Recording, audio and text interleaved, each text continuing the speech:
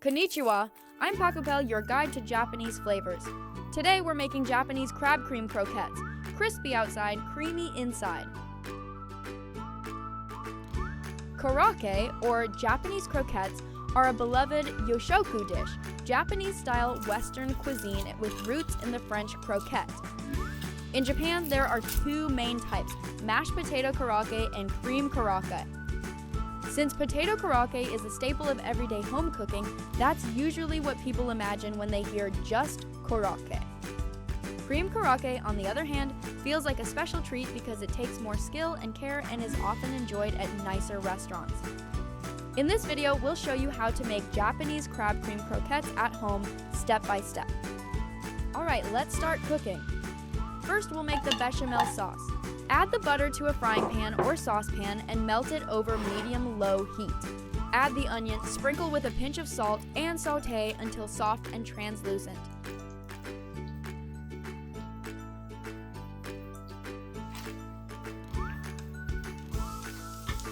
Add the flour. If possible, sift it in for a smoother result.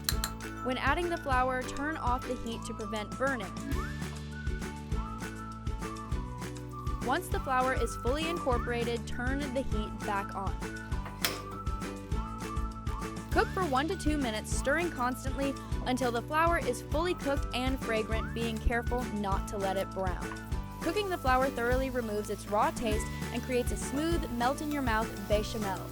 It also helps the croquettes stay stable and prevents them from bursting during frying.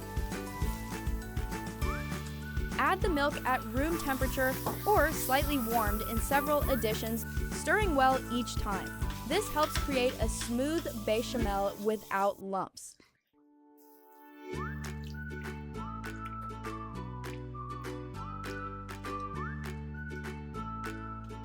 Once the bechamel is smooth, add the crab, including any juices if available. Season with consommé, salt, and pepper.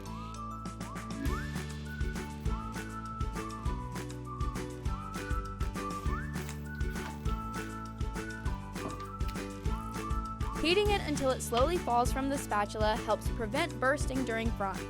For a more melt-in-your-mouth finish, check the description for an advanced method.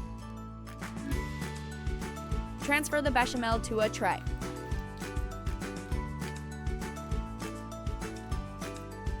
Press plastic wrap onto the surface to prevent drying or a skin from forming.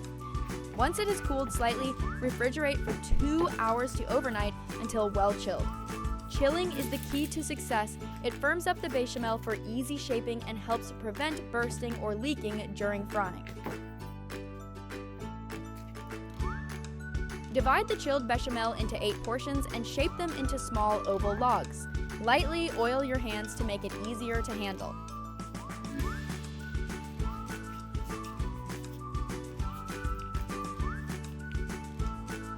After shaping, chill again in the refrigerator for 10 to 20 minutes. Next, we'll make the batter. Add the egg, water, and flour and mix well.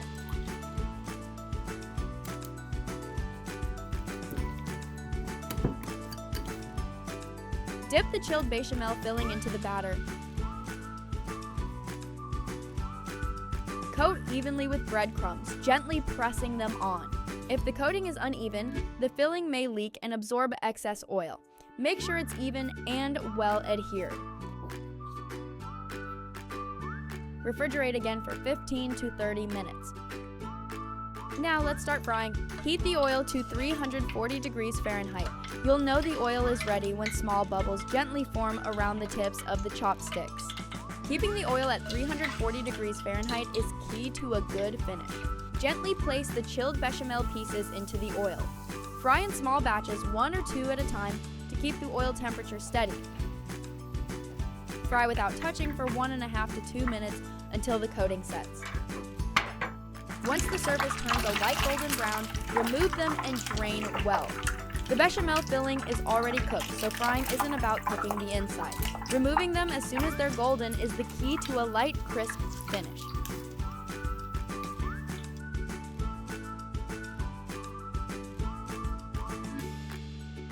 Iただきます。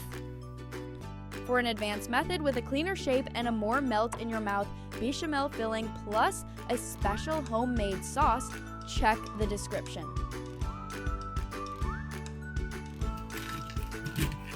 See you again in our next video, and don't forget to subscribe for more Japanese recipes.